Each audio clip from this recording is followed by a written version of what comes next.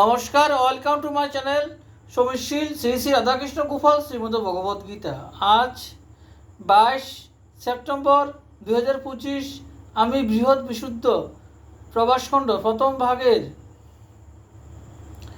লোমশ মুনির বৃত্তান্ত ও নারদ মুনির কৈলাস বিমুখে গমনের 41 পৃষ্ঠার কিছু অংশ পাঠ করছি।